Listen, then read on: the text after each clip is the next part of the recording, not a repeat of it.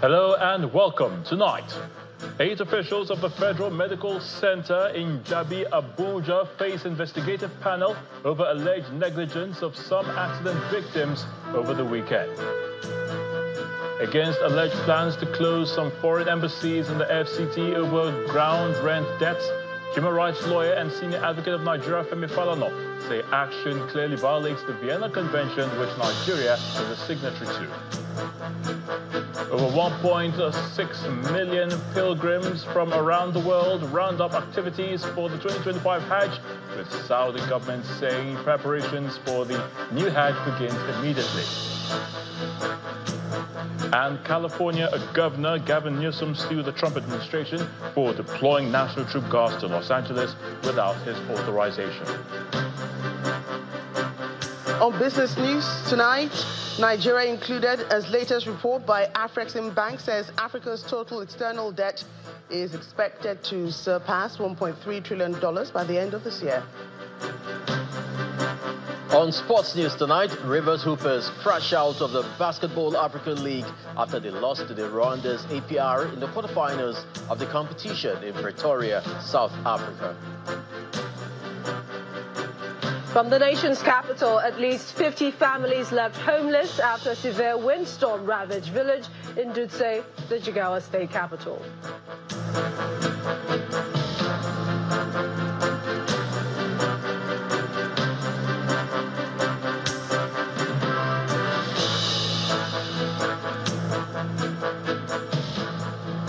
You may have come across a viral video over the weekend showing alleged neglect and a lackadaisical attitude towards some accident victims at the Federal Medical Center, Abuja. Well, at least 8 persons are facing disciplinary action for that incident from the authorities at the hospital. The head of clinical services at the center, Dr. Bioku Muftau, made this revelation during a media briefing in Abuja. People, they should bring out the patient. I just see them on the road, carry them. They say people. This viral video shows an accident victim being brought into the emergency unit of the Federal Medical Center in the Jabi area of Abuja. You don't understand what? I have already bring the patient here. Do you want me to do your work? What are you saying? Oh, it's not your work. You are on camera that you are saying it's not your work. You are on camera. The video alleged a near abandonment situation of an accident victim and portrays the lackadaisical attitude of medical personnel who were on duty. This guy is nearly dying. In a swift reaction to the video on Sunday, the hospital public relations officer sent a press statement indicating that the Minister of State for Health has ordered an immediate investigation into the matter. Part of the statement also notes that preliminary findings reveal that hospital consumables are available, contrary to the claims made by the personnel on duty in the viral video. Barely 24 hours after the statement, the head of clinical services at the hospital conducts journalists on a guided tour of the accident and emergency units to show the availability of the consumables, including other hospital equipment. The hospital management gives further updates on the victim that was in the viral video at the news conference. The patient, before he left the hospital, was okay. At least the one with the injury on the head, even if the same day he left the hospital. Yes, he was stabilizing. He also informs journalists about the number of staff that are being investigated. The hospital has a very strong and high dream or mission. A hospital that wants to become world-class hospital, we don't take it with levity. The treatment of patients. All these staffs that are there on that particular day are going to be investigated. For now, 4 doctors, 2 nurses, 2 health assistants. Rejection or abandonment of accidents or gunshot victims can be the fastest route to preventable death. And the efforts to prevent this led to the signing of the 2017 Compulsory Treatment of Gunshot Victims Act, a law that hospitals are still struggling to adhere to 8 years after its passage. Human rights lawyer Mr. Femi Falana has weighed in on the issue of the planned closure of embassies by the FCT Minister Nyesom Wike over non-payment of ground rent. Mr. Falana explains that the Vienna Convention on Diplomatic Relations does not allow the Nigerian government the right to invade any embassy. He was speaking on our political program, Politics Today. As far as the Vienna Convention on Diplomatic Relations is concerned, the premises of any embassy in Abuja are inviolable. By virtue of Article 22 of that convention, that is the Vienna Convention on Diplomatic Relations, the premises of an embassy, their furnishings, and other property, and even their means of transport, their vehicles, shall be immune from such requisition, attachment, or execution. No court of law can order that execution be levied on any embassy. And Nigeria is part of the international community. If we embark on invading the embassy of any country, it's going to lead to serious diplomatic problems for Nigeria. So it's tried that embassies, missions covered by the Vienna Convention on Diplomatic Relations cannot be invaded because they have not paid what you call rents, grand rents, which again are not applicable to the embassies. Outside our shores, the 2025 Hajj pilgrimage has officially ended today, which is the 13th of Dhul Hijjah, corresponding with June the 9th, with over 1.6 million Muslims from more than 150 nations participating in this year's Hajj exercise. Saudi authorities from the Hajj and Umrah Committee announced the conclusion today in Mina, declaring it free of any health, security, or service-related incidents. Our correspondent, Halima Gayam, who has been covering this year's Hajj, now reports. Pilgrims leave Mina, the tent city, after spending 3 days performing the stoning of the devil ritual and other acts of worship. They return to Mecca, perform the Tawaf al-Ifada, circumambulation of the Holy Kaaba, and the Sa'i, the running between the hills of Safa and Marwa, and exit the state of Ihram, the state of ritual purity. And Hajj 2025 comes to an end on the 13th of Zulhijjah, 1446 AH. This year, Saudi authorities put in place a number of measures, from amenities, security, health, and infrastructure, ensuring that pilgrims performed a comfortable and safe pilgrimage. As the 2025 Hajj comes to an end, the authorities are happy to announce that there were no major health, security, or service-related incidents. Some Nigerian pilgrims narrate their experience. More facilities are deployed. Must converse to you in Muno, Muzdalifa, as well as Arafah. We have more facilities. And if you look at the beddings and the cooling, they are very in high quality. Another thing I observe in them is sincerity and love. Above all, they are so magnanimous. They give sadaqah at any time. So with this, I believe there is beauty in Islam. This year, 2025 Hajj operation is excellent. So far, so good. There is no any problem on the Nigerian Hajj pilgrims. There is no any problem. 100% in terms of food, in terms of the activities, all even in Mina, very neat. Not like before, not like last year. This year, over 1.6 million pilgrims from more than 150 nations were served with more than 130 digital services. Over 50,000 healthcare personnel and 40,000 security forces deployed. 7 new hospitals opened, 23,000 trees planted, 300,000 square meters of shaded areas introduced, emergency care expanded by 60%, over 20,000 buses and trains used. The goal is to make every Hajj journey comfortable and spiritually fulfilling. With the leadership of the kingdom reiterating its commitment to serving the holy sites and visitors, It reveals that preparations for Hajj 2026 has commenced immediately to further enhance pilgrims' performance under the leadership of the custodians of the two holy mosques. From Mecca, the Kingdom of Saudi Arabia, Halima Gayam, Channels Television News. Back in Nigeria, well, the Salah celebrations may have ended today, but Kano residents joined Muslims around the world to mark Eid al-Kabir. The celebration indeed was characterized by the slaughtering of rams and feasting, as well as visiting loved ones. Our correspondent Nanchin Vincent looks at how the family of Professor Aliyu Barau celebrated the festivities.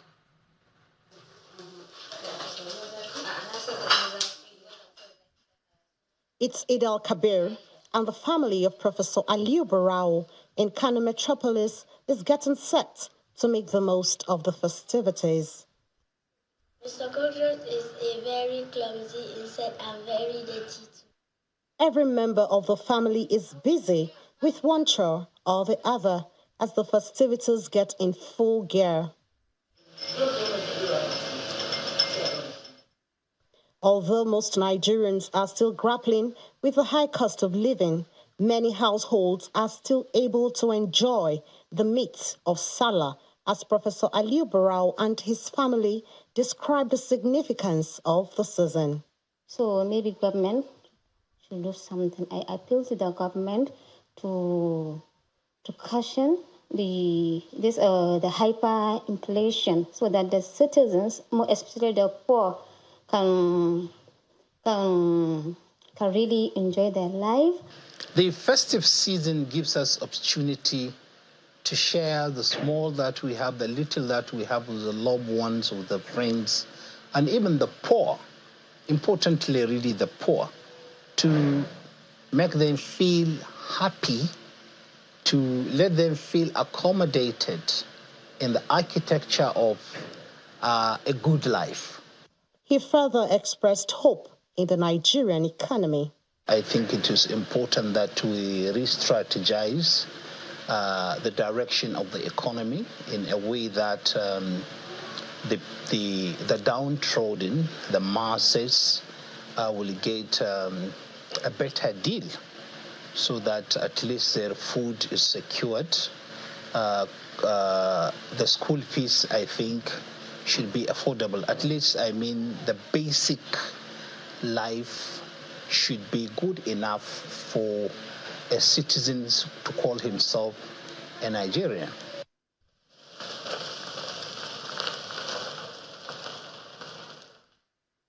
The family welcomed friends and relatives, which is a major part of the celebration.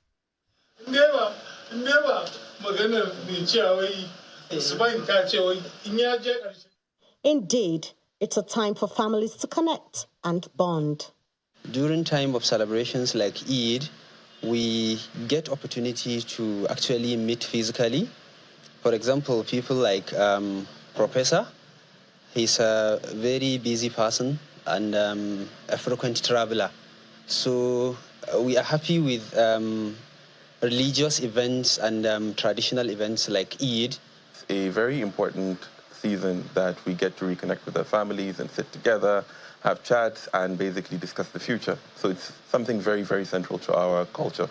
Beyond the festivities of Eid al-Kabir, Muslims are reminded of the sacred lessons of compassion, selflessness, and sacrifice. From Kano Commercial City, Nanchin Vincent, Channels Television News. In part two, after the break, as Nigerians round up the Eid al-Kabir holidays, we look at the use of the rail system of transportation during the festive season. Please stay with us.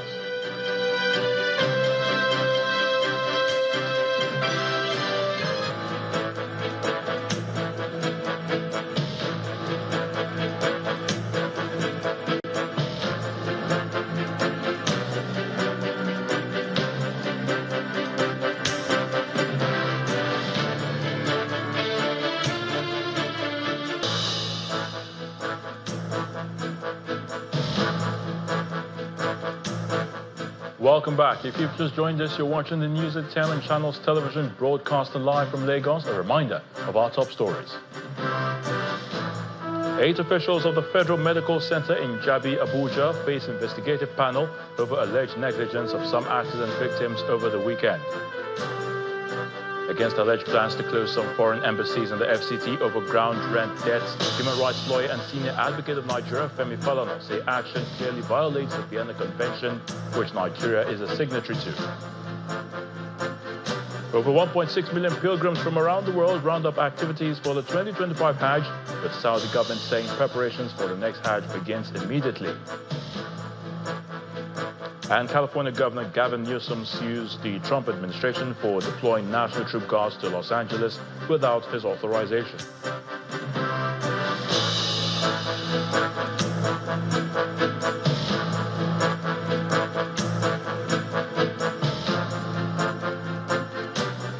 In the spirit of Eid, the Lagos-Ibadan train service played its part in offering convenient travel options to help tackle the surge induced by the festive season.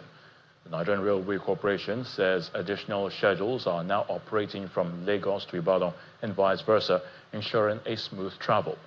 In this special report, our correspondent Kelly Agiga gets a first-hand experience of passengers' concerns and commendation plying the routes. This is the Mobolaji train station, Ibutemeta in Yaba, Lagos. With a new leadership in place, the service is becoming more efficient and reliable, and that's why it's a perfect match for the festive season. Family, friends, and associates arrive at the station, some having booked online and others on site. Before boarding, the passengers are made to check in, while some take a moment to create memories through the lens of their smartphones.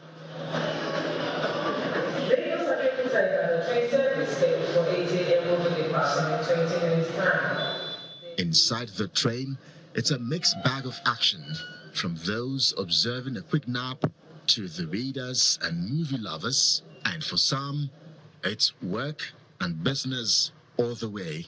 I operate on a daily basis, so and my customers, they've already made their order, so I have to calculate it in order to share for even one of them.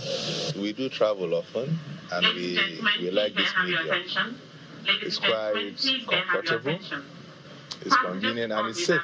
For those of us from Ibadan, most of our projects are in Lagos, and we compared the expenses, with if we have our vehicles on road, and we discovered that it's far less expensive. It's even much more convenient. The trains are actually quite clean, and they're like really up to standard, which I was quite shocked about. I won't lie, but it's really nice, and the journey has actually been very smooth, and yeah, it's really enjoyable, to be fair. Ladies and gentlemen, we are now approaching Wole Soyinka train station, Abeokuta. But the children on board are not left out of the party. I'm feeling well. This is the first time I'm traveling in a train. And this is the first time I'm traveling by train. So it's not bad, it's good.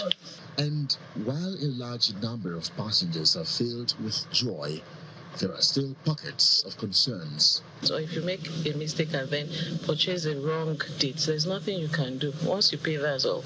I think there could be more awareness. A lot of people still don't know how good this is. I think they should have not only monitor, we should have a screen, like a TV, connected DSTV, whatever. Yes, I think we should have that. After a couple of hours, we arrive at the Monia train station in Ibadan, the Oyo State capital. The rush here, where there is also a surge in passengers. We are telling passengers that before you arrive your station, try as much as possible to gather your things and disembark, because we have a dwell time for each station. If you don't come down, the train will overcarry you to the next station. There's a time frame, like 5 minutes to departure time. The platform shuts down. You can't book a ticket anymore. So passengers are advised to come in at least 30 minutes before the departure of the train. The serenity of this view is absolutely incredible. But for many Nigerians who have decided to use this means of transportation, these modern trains with enhanced safety features and amenities is ensuring a pleasant experience and journey. Kelly Egiga, Channels Television News. Indeed, a pleasant experience there with the train services. Let's now head to the nation's capital, where Millicent Walker is standing by to give us the latest from our Abuja studios. Hello, Millicent. Great to see you. Thank you. Same here, Ayatunde. Good to see you. We begin in Jigawa State, where at least 50 homes have been destroyed in a severe windstorm. The storm, which struck the village while people observed the Eid celebrations, caused widespread destruction, forcing residents to pick up what's left. Our correspondent Sadiq Ilyasu has more.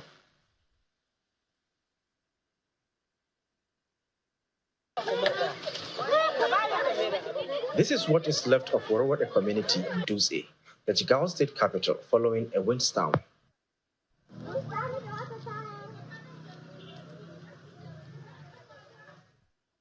According to residents, over 50 homes were affected and 5 people, including a child, sustained injuries. We have lost almost everything because of this. We want the government to help us. Those displaced pick up what is left of their belongings from the debris, while some attempt to reconstruct their buildings. The windstorm started in the night when some of us were sleeping.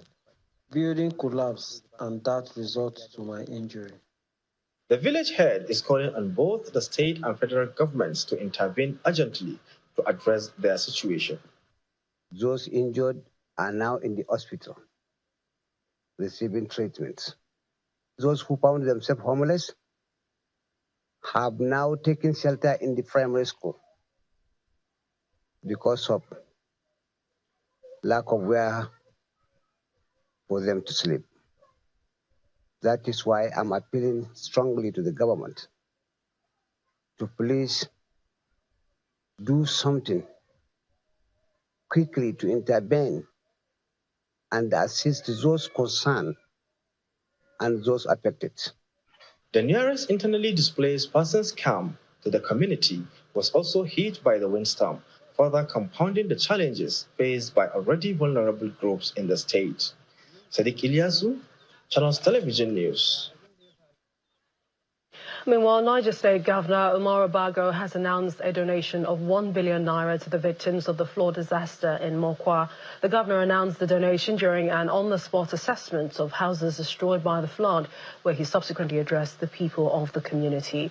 He also revealed that the state government will provide 10 trucks each of rice, beans, maize, millet, sorghum to the flood victims. As a government, it's not in our style to keep people in IDP camps. We have frowned at it from inception, and we're not desirous of keeping people in camp. Camps are kept here because of emergencies, but right now we're in reality. As such, Niger State government will dole out 1 billion naira to be given to the families that are here, so that they can get other places and relocate while the resettlement area or houses are being built. So the enumeration of people who are affected will be done. It's chaired by my deputy, and we'll dole out 1 billion naira. And we have a lot of food we have brought out from the stores. Federal government has promised to bring 20 trailers of rice. We are grateful.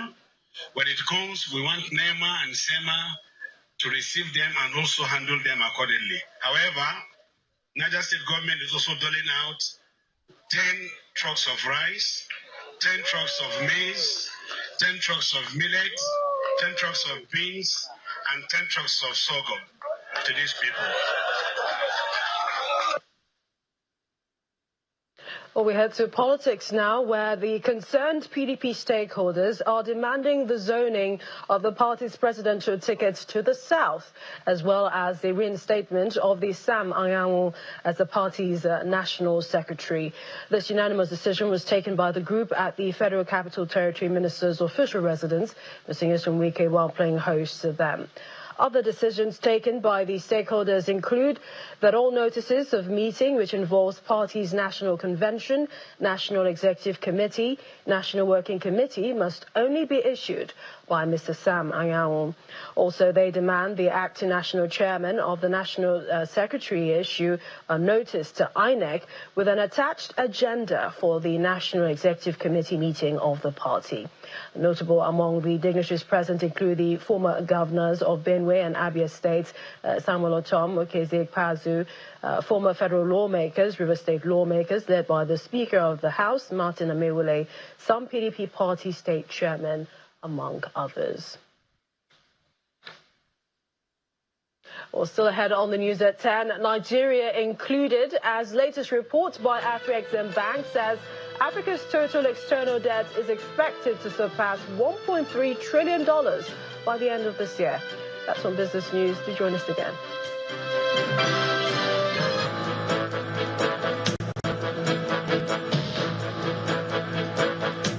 Watching the news at 10, coming to you live from Abuja studios. Or staying with politics, the Kaduna Elders Forum has passed a vote of confidence on Governor Uba Sani, stating that he has produced progressive and dynamic leadership style in governance that has brought peace, harmony and rapid development to the state. The forum, led by a former national organizing secretary of the People's Democratic Party, Mr. Abubakar Mustafa, gave the endorsement when they paid a visit to the governor. The Kaduna Elders Forum is made up of eminent statesmen who have held leadership positions in the private and public sectors in the past, serving as a think tank for the progress and development of the state. The elders, led by a former national organizing secretary of the People's Democratic Party, Mr. Abubakar Mustafa, gather at the Sir Kashim Ibrahim House on a Salah homage to Governor Uba Sani. We therefore reconfirm our total support for you. They used the occasion to commend Governor Sani for the impact of the projects developed in various sectors, including improved security, reuniting the people of Kaduna, and rural transformation. You deserve both our respect and the homage, because we are deeply and thoroughly proud of your achievements. You have made Kaduna State a very shining example where ethno-religious harmony is well known.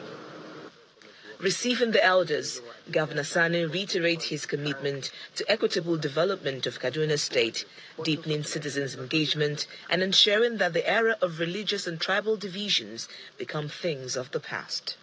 Without their support, I can tell you we wouldn't have addressed this issue as easy as we've done it, because their experience, looking at their caliber, you can see that you are people that have worked in different areas. Some of you have worked in the civil service, some have worked in the security agencies, some have worked as diplomats, some of you have also held very important political offices, both at the state level and at the national level. And this experience is what we are leveraging on to be able to move our state forward. And I can also assure you that one of the most important things we agree to do, myself and my team, is to deepen further engagement. We are reaching out to both the traditional institution, religious leaders, youth organizations, as well as women groups. The forum passed a vote of confidence on Governor Sani, pledging to support him through the last 2 years of his first tenure in office. And that's it from the nation's capital. It's back to Ayotunde in Lagos for more on the news at 10. Many thanks, Millicent. And let's take a look at what's happening in the health sector, where the Minister of State for Health and Social Welfare, Dr. Isiaq Salako, says the federal government remains committed to reducing the maternal mortality rate in Nigeria by 20% before the year 2027. Now, the minister was speaking on Monday in Enugu State during the presentation of 10,000 professional kits to midwives by the wife of the president, Mrs. Oluremi Tinubu. Now, the presentation, which is part of the Renewed Hope Direct Intervention Initiative, took place at the International Conference Center in Enugu. Her Excellency Senator Oluremi Tinubu, CON.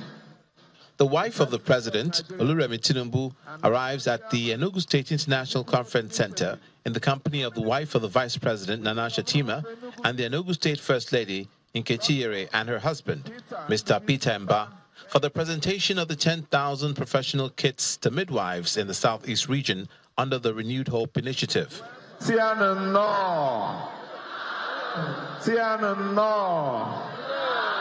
The wife of the Enugu State Governor, Nkechi Yere Mba, mounts the podium to welcome the august guests and assures the wife of the president of the program's sustainability.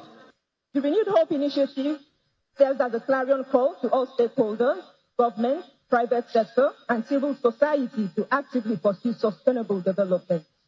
It underscores the crucial role of collective efforts and strategic partnership in building resilient systems that can navigate challenges and deliver lasting benefits.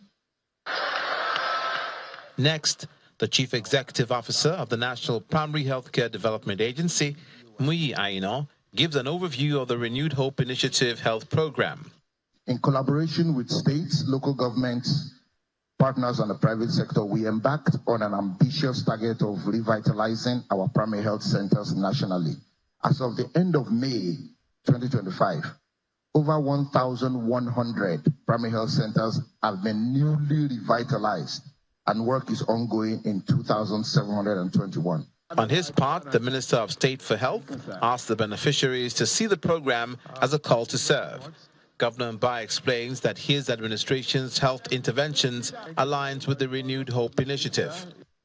Each item in the kit that is being given today represents a commitment to life, to health, and to the dignity of our women and children. I urge you to deploy the kits for the purpose they are meant for. Your Excellency, your advocacy for women's empowerment reinforces a powerful truth that investing in midwives is not only an investment in the health and future of our women and children, but in the well-being of families, communities, and our entire society. The First Lady describes the presentation as a targeted intervention aimed at improving healthcare delivery and economic empowerment across the nation. In the spirit of today's event, the Renewed Hope Initiative will be presenting an additional grant of 50 million naira to the First Lady of Enugu State, with a sum of 50,000 each to support 1,000 women petty traders in Enugu State, with a sum of 50,000 naira to recapitalize their existing businesses. Also, there is another 50 million coming soon for petty traders, courtesy of Tony Elumendo Foundation, for another 500 petty traders. After the event, the First Lady was at the Government Technical College to commission the school built by the Peter Mba administration. Business News is up next with Joker Rogers.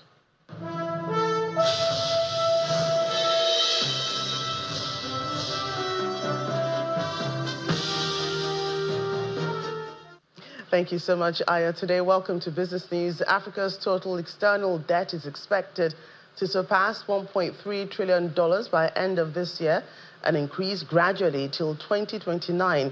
And this is according to Afreximbank's half-year report. A breakdown of the debt concentration reveals that Nigeria, South Africa, and Egypt collectively hold more than one-third of the continent's total external debt stock. Other major debt holders include Morocco, Mozambique, Sudan, and Kenya. However, the report notes that the trajectory of Africa's foreign debt has begun to stabilize amid changing global financial conditions and evolving domestic fiscal strategies.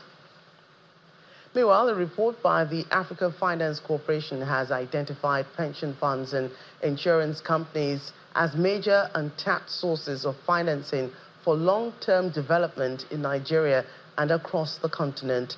The findings published in the latest State of Africa's Infrastructure report emphasizes that institutional investment reforms are gaining momentum in key markets where regulatory changes are aligning pension savings with critical development projects. The report highlights the vast financial reserves held by institutional investors across 28 African countries, where insurance assets exceed $320 billion.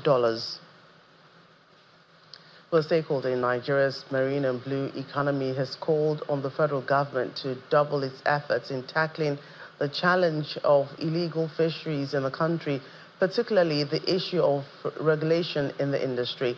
The Chief Executive Officer of Stars Investments Company, Irogama Ogwefo, who was a guest on a Business Morning earlier today, commends the Ministry of Marine and Blue Economy for partnering with other government agencies to promote the industry. Nevertheless, she believes more can be done through synergy with the private sector. So I think that it's really looking at the structure. Is it still regulated as it used to be? Maybe because it began to sort of die down, wasn't thriving, that part of the sector wasn't thriving as much. So I think that it's a bit unregulated. So someone could just go like on a fishing boat, and then they're just taking fish, and it's really good species of fish that they could export and earn a lot of foreign exchange for. So now that we have and still back to not having a dedicated ministry who's saying that I'm responsible for this, I'm going to be looking into all these issues, I'm going to ensure that the right frameworks are there, both legal, how do we prosecute?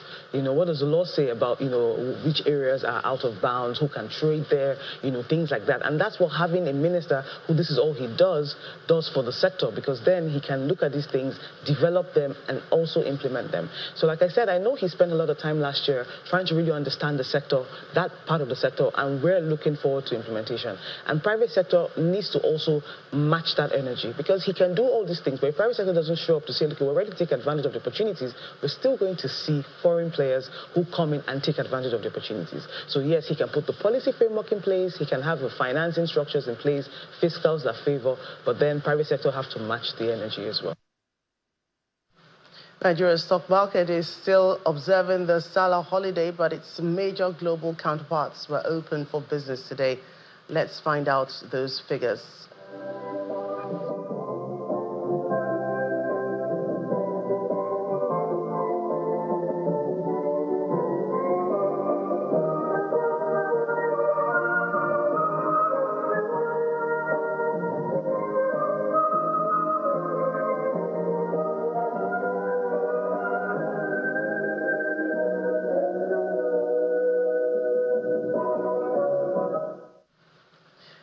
That's it on Business News tonight. Back to you, Ayotunde.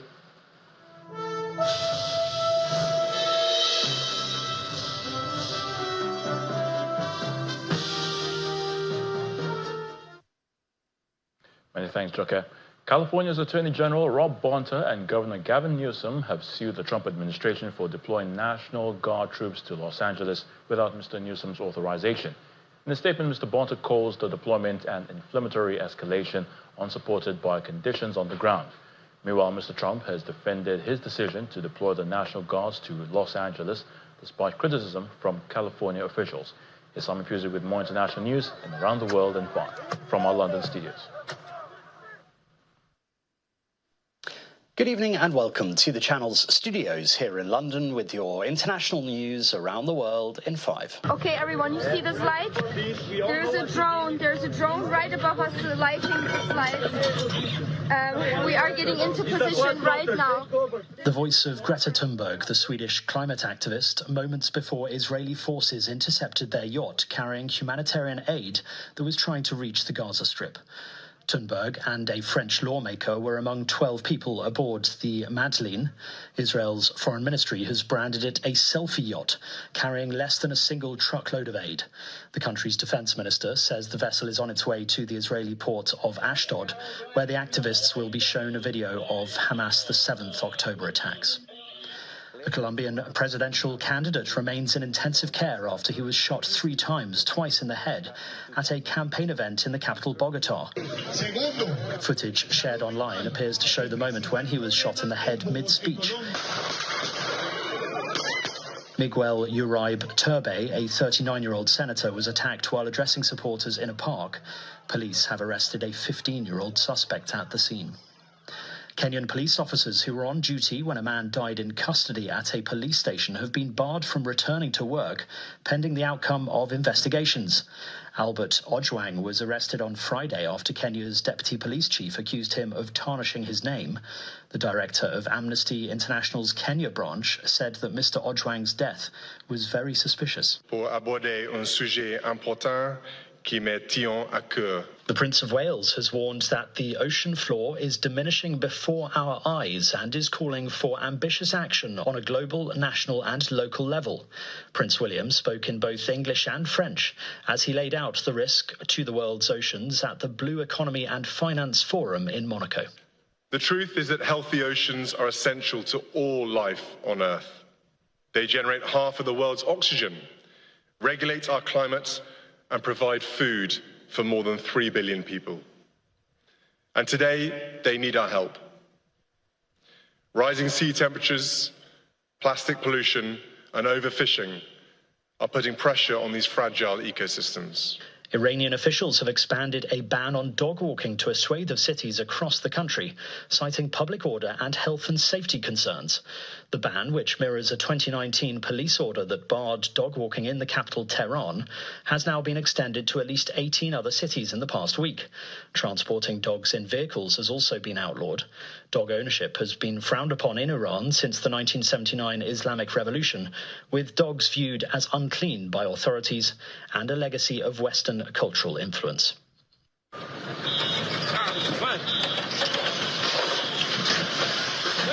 And this is the moment an earthquake of magnitude 6.4 struck during a live TV broadcast in Chile's northern city of Copiapó. Chilean politician and presidential candidate Carolina Tojar was speaking about her campaign proposals with 2 journalists when the studio began shaking. The interview was cut short as all 3 quickly left the studio as the tremors continued, knocking down equipment on the set. And that's your international news around the world in 5. Now back to the channel's studios in Lagos.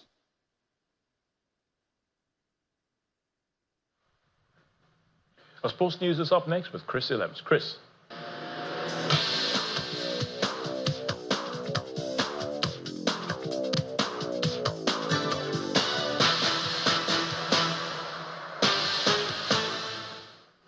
Thank you, Ayo. Welcome to Sports News. Rivers Hoopers' campaign at the 2025 Basketball African League has ended after they suffered a heavy defeat at the hands of Rwanda's APR in the quarterfinals of the competition in Pretoria, South Africa. APR proved too strong for Rivers Hoopers, dominating the game from the tip-up. The Rwanda team surged to a commanding 57-32 lead by halftime and continued their relentless performance in the third quarter, extending the score to 83-52. The Nigerian champions were unable to mount a comeback in the final quarters, eventually falling 104-73 as their opponents advanced to the semi-finals to face Libya's Al Ahly Tripoli. Top quality there. So wherever you are watching around the world, make sure that you just stay tuned to watch the 4th and final quarter-final, because it's going to be colossal, seismic, massive, just like that triple from the corner, coming to an end, of course. For the second successive year, the Mobolaji Johnson Arena in Lagos will host the final of this year's President Federation Cup competition, which is scheduled for Saturday, June 28th. The venue is also the site of the former King George IV Stadium, which was later renamed Lagos City Stadium and later known as Onikon Stadium. Lagos State has hosted a total of 60 finals of the Nigeria's oldest cup competition, which was known variously in the past as Governor's Cup, FA Cup, Challenge Cup and Federation Cup. Giant Killers Abakaliki FC will take on Quarry United in the men's final, while cup holders Rivers Angels will tackle Nasarawa Masons in the women's final. The Nigeria Football Federation has approved the Sam Okoroji Secondary School Soccer Championship across Nigeria. The initiative, which is billed to be an annual event, is that of the Samuel Okoroji Foundation to immortalize the late former Super Eagles midfielder who died during a crucial FIFA World Cup qualifying match against Angola at the National Stadium in Surulere, Lagos in August 1989. The NFF's acting director of competitions, Ruth David, said the endorsement was in recognition of the objectives and goals of the championship, which would not only impact positively on the youth, but also the development of football in the country. And Inter Milan have chosen Christian Chivu to lead the Serie A club into a new era, confirming the former Romania defender Simeone Inzaghi's replacement ahead of the FIFA Club World Cup. Inter Milan said Chivu, coach, has signed a contract worth $2.85 million per season until June 30th, 2027. And still reeling from humiliation at the hands of PSG in the Champions League final, the Nerazzurri have gambled on the 44-year-old after failing to get Czech's Fabregas from Como. Chivu's first match in charge will be against the Mexican side Montero in the Club World Cup next week in the Rose Bowl in California. Bar set at a break and saved 4 break points at 4-4 in the third set before prevailing after 2 hours 30 minutes. That sports is back to you, Ayo.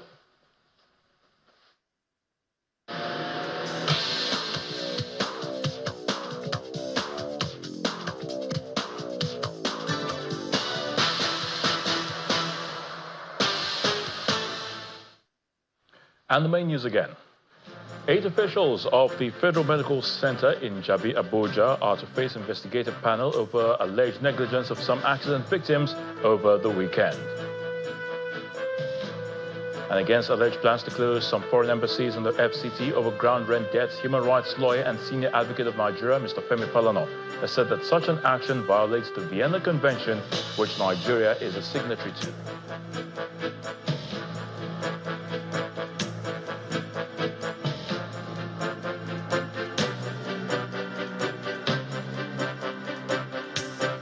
Lastly, news at 10 tonight. Thank you so much for watching. I, Otunde, follow. You have a good night.